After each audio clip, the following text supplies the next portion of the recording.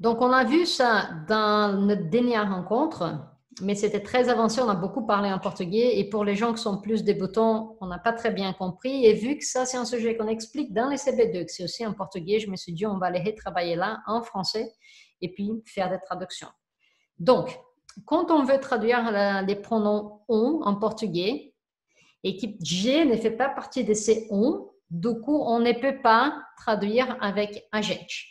Dans quel cas? Qu'est-ce que je veux dire par ça? Là, j'ai deux types d'exemples où on ne peut pas traduire on avec agente. Exemple A, on mange bien en Espagne. Donc, de façon générale, quand tu dis on mange bien, on vit bien, que tu n'es pas vraiment dans les groupes, ça, tu ne peux pas dire agente en portugais. OK? Et on aura une façon pour traduire ça. L'autre type de phrase, c'est plus spécifique. Quand il y a quand même un groupe de personnes, mais on ne sait pas qui, mais il y a un groupe de personnes qui a fait cette action. On a parlé de toi. Donc, par exemple, on est à l'école, je suis avec mes autres professeurs à côté, et puis je dis, on a parlé de toi. Donc, il y a un groupe de personnes quand même qui a fait ça. Et là, on a une autre structure pour traduire ça. Dans ces deux types de phrases, tu ne traduiras jamais on avec agent. Tu traduis on avec agent seulement quand tu fais partie de ces on-là, quand tu aimes la chose. Quand tu dis on est en retard, moi, Gabi, je suis en retard. OK? On aime la pizza, moi, Gabi, j'aime la pizza. Et là, du coup, on peut dire a gente gosta de pizza, a gente está atrasado. Jusqu'à là, vous me comprenez? Suivez-moi là, vous mettez mes petits... OK. Donc, ce qu'on va faire, c'est voir rapidement comment on peut traduire ces deux types de phrases. Attendez. Ça va pas passer, non, il faut que ça passe. Voilà. Si, ça va passer. Yes, OK. Donc, la première phrase, c'était de façon générale. On mange bien en Espagne. On a deux possibles façons de parler, de dire ça en portugais. La première, c'est la traditionnelle, selon la règle de la grammaire traditionnelle. On va prendre les verbes, on va traduire ces verbes en portugais avec une phrase sans sujet. On va conjuguer les verbes à la troisième personne du singulier et on va mettre un C avec un tiret. Et ça va devenir ce truc bizarre là. Ça va devenir come-se bem. Come-se bem. Come-se bem na Espagne. Donc, ça, c'est la traduction littérale et c'est dans les règles de la grammaire. Par contre, à l'oral, il y a 0,0000001% de chances que tu entendes ça. Et du coup, si les Brésiliens ne disent pas ça, quand ils veulent dire on mange bien en Espagne, qu'est-ce qu'on va faire pour dire qu'on mange bien en Espagne? Ben, on va faire les tours. On va faire les tours et on va parler d'une autre façon, tout simplement. Et ce n'est pas, réfléchissez avec moi, on n'est pas en train de penser qu'on est en train de faire les tours. On est tout simplement en train de parler d'une façon où on n'est pas obligé à dire ça, parce que ça, c'est pas quelque chose qu'on fait naturellement. On n'est même pas en train d'essayer d'éviter. On ne les fait pas et point. Et du coup, il y a plusieurs choses, plusieurs phrases que tu peux monter pour transmettre plus ou moins la même idée. Une phrase n'est pas une langue n'est pas 100% exacte. Tu peux toujours choisir d'autres mots, des synonymes, des choses qui rassemblent à ce que tu veux dire. Donc, c'est ça que tu vas faire. Quand tu veux parler de façon générale, on vit bien au Brésil, on mange bien en Espagne, ou je ne sais pas quoi, tu vas faire un tour. Tu vas choisir un sujet pour ça.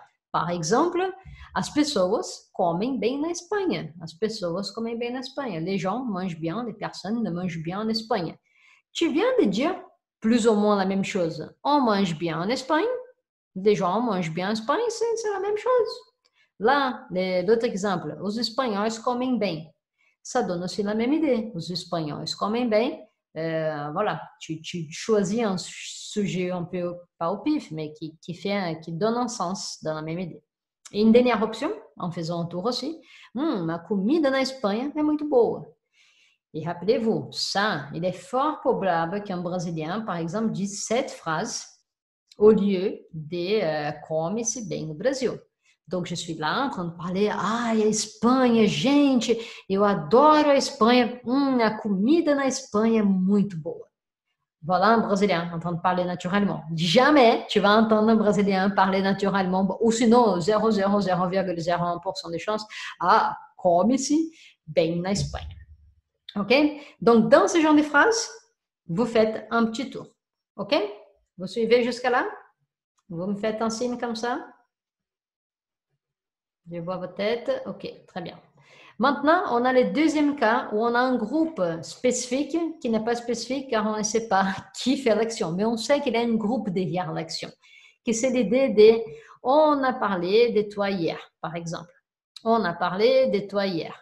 Du coup, ici, on arrive à imaginer qu'il y a un petit groupe derrière. On ne sait pas forcément qui, mais on arrive à imaginer. Dans ce type de phrase, on va traduire cette structure avec une phrase sans sujet, verbe à la troisième personne, pluriel. Donc, c'est ça qu'il faut mémoriser. Tu prends le verbe c'est parler. Tu vois que ton verbal il est conjugué et puis tu les conjugues à la troisième personne du pluriel. Là, c'est simple. Là, c'est un truc simple qu'il faut juste s'entraîner. Donc, on va faire 3 exemples ensemble et du coup, on va s'entraîner. Je vais prendre Mickaël qui était là avec moi la dernière fois. Mickaël, tu peux lui mettre ton micro? Comme ça, voilà. Ok. Est-ce que você pode ler o exemplo B1, por favor?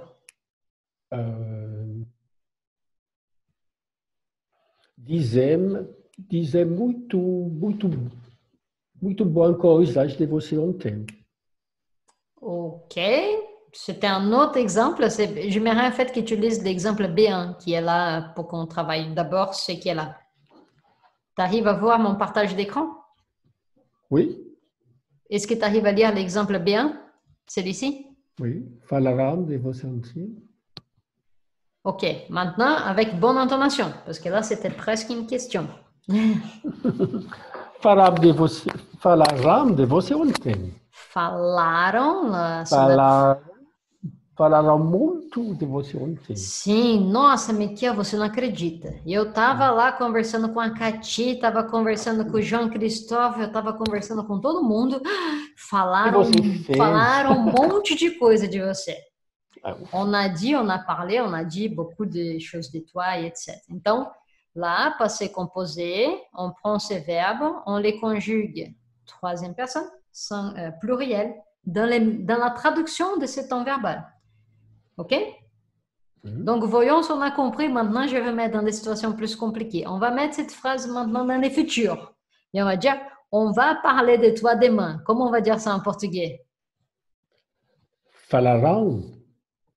Avec le futur immédiat, parce qu'on n'utilise pas le futur normal dans la vraie vie. Vão falar muito de você ontem. Amanhã. Mais c'est demain, ça. Si, c'est ça. Ah non, c'est demain, ontem. Vão falar muito de você amanhã. Amanhã, voilà, très bien. Donc, si on est là, non, mais ce que tu as fait, mon Dieu, on va parler de toi, c'est pas possible. Là, donc, putz, Gabi vont falar de você amanhã. Et du coup, ça, c'est pour vous montrer. Maintenant, vous prenez une phrase comme ça et vous la mettez au futur, au passé composé, imparfait, dans des choses que vous avez envie de dire pour pratiquer. OK? Parce que la logique, elle est là. Maintenant, on va passer au deuxième exemple. Michael, je vais te laisser. Je vais prendre Cathy. Cathy, tu reviens avec moi parce que tu étais là aussi la dernière fois. Alors, on va traduire maintenant. On t'appelle à la réception. Comment on dit ça? Vas-y. Estão te chamando na recepção. Et pourquoi on a mis les présents, presente presente progressivo, presente gerúndio aqui na tradução? Porque está fazendo isso agora. Sim, porque é uma ação acontecendo agora. Donc là, on ne va pas traduire te chamam, c'est pas ça, c'est estão te chamando. E à l'oral, fort probable qu'on coupe ça. Oh, Gabi, estão te chamando lá na recepção. Essayons todo mundo, ali, on va. Ô, Gabi, estão te chamando lá na recepção. Estão te chamando na recepção. Voilà. Il est fort probable que quand tu arrives à parler avec quelqu'un, que tu vas dire qu'on t'appelle quelque part, que tu appelles la personne avant pour lui dire qu'on t'appelle. Et soit tu vas utiliser un mot, si on est entre amis, il est commun, par exemple, que des amis s'appellent amigo, amiga. Si j'ai une amie, je l'appelle amie. Amiga, estão te chamando na recepção. Ça, c'est hyper commun. On a plusieurs petits mots qu'on peut utiliser. Ma chérie, mon amour, João, Gabi. Il est fort probable qu'on utilise ça avant. Hi, Gabi. estão te chamando na recepção. Ó, amiga, estão te chamando na recepção. Ô, colega, estão te chamando na recepção. Beleza? Donc, vas-y, et même maintenant, cette phrase au passé composé, et on va dire, on t'a appelé à la réception hier.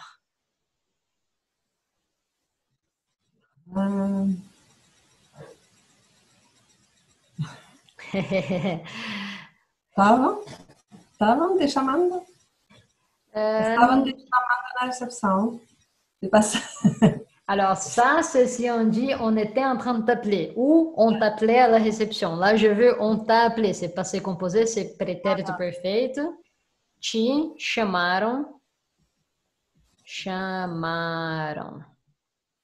C'est comme dans le premier exemple, falaram. Falaram, te chamaram na recepção.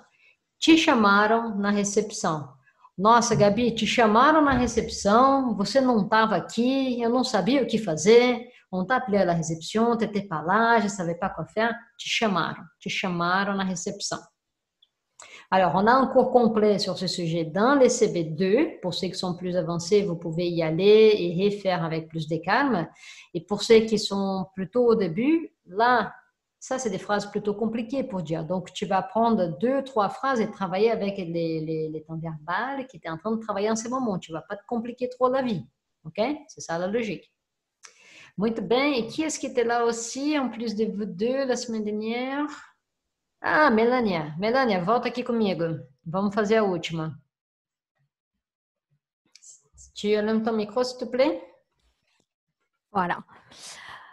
Te chamaram para a festa do Marcos? Muito bem. Então, aqui, on avait vu ça aussi la semaine dernière, que invité, on peut utiliser le verbe chamar. Te chamaram para a festa do Marcos. Maintenant, on va mettre ça dans le futur. On va t'inviter. Vou te chamar para a festa do Marcos. Próxima semana. Na semana que vem. Na semana que vem, sim. Vão te chamar? Nossa, Melania, você acha que eles vão te chamar para a festa? Você acha que eles vão te chamar para o evento? Você acha que eles vão te chamar para o próximo encontro online? Tudo bem? Ok, e aí a gente vai agora para checar com algumas imagenzinhas e a gente vai rir um pouquinho. Então vai lá, Melania, lê essa. Quando te chamam para sair, mas você só quer ficar em casa deitado. Vamos traduzir, como é que fica? Quand on t'invite pour sortir, mais tu as juste envie de rester à la maison allongé. Voilà, très bien. Voilà como on est là. Désolée pour le français. Muito bem, obrigada. Vamos lá. Claire, vamos traduzir uma? Liga seu microfone, Claire, vamos lá. Quando te explicam um jogo, você não entende nada, mas mesmo assim participa. Quand on t'explique un jeu, que tu comprends rien, mais que tu restes comme ça pour y participer. Mais que tu participes quand même. Mesmo assim, quand même. Donc, quand on t'explique, tu vois, quand on t'explique, là, on a un groupe de personnes qui fait l'action. Du coup, on traduit ça. Troisième personne, pluriel, dans les mêmes temps verbal. Tu prends le même temps verbal, tu traduis. Si on veut compliquer la vie, là, et mettre cette phrase au passé, la première phrase seulement, on va mettre « quand on t'a expliqué les jeux ». Comment ça va devenir ça?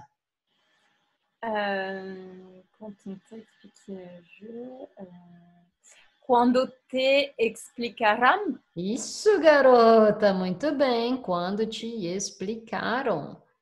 Quando te chamaram. Quando te falaram. Chamaram, verbos que a gente já viu. Quando te falaram.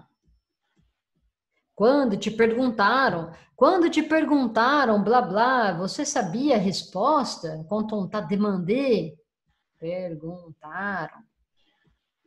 Et là, du coup, c'est une des seules fois où pour nous, c'est important de travailler les pluriels. Parce que très souvent, je vous dis, laissez les pluriels de côté. Ça, c'est pas important au début.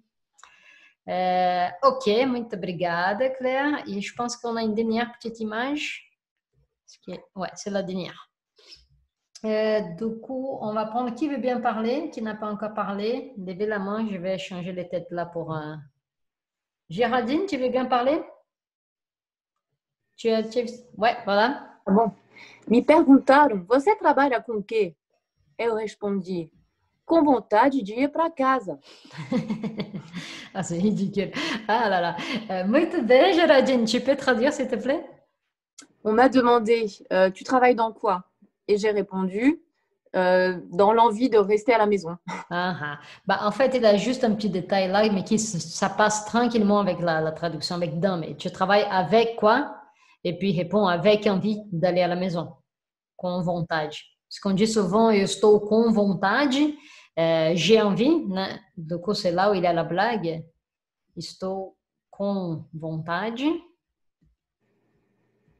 Voilà, vontade. Et du coup, ça, c'est j'ai envie dans les moments. Et du coup, il a la petite blague ici. Tu travailles avec quoi ou tu travailles dans quoi?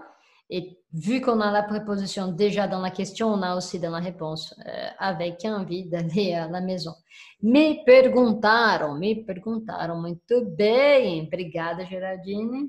Deixa eu voltar aqui na cabecinha. Alors, je suis sûre que vous n'allez pas automatiser ça du jour au lendemain. Donc, pour ceux qui veulent s'entraîner, maintenant, c'est prendre ces phrases, les recopier, jouer un peu et faire d'autres exemples quand tu penses avec on et traduire. Et puis, pour ceux qui sont plus avancés, aller dans les CB2 et faire les leçons dans les blockings 4. Quand on mettra ces cours dans les replays, on mettra aussi des liens pour que ça vous rende la vie plus facile. Est-ce que vous avez des questions par rapport à on? Ma question concerne la formule B1. On a parlé de toi. Tu disais que dans aucun cas, on mettrait a gente. Mais si dans le on, je suis dans le groupe qui a parlé de toi. Là, donc, oui, tout à fait. Si tu fais partie des on, c'est toujours a gente. Voilà.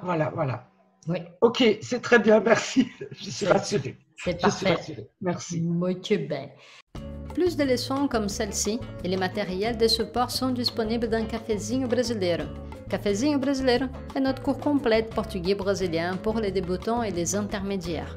Tu y retrouveras plus de 50 leçons progressives pour les débutants avec les matériels de support et d'entraînement et pour les intermédiaires des leçons de portugais en portugais pour continuer à apprendre et à développer ton portugais brésilien. Plus d'infos sur Cafezinho Brasileiro dans la description de cette vidéo.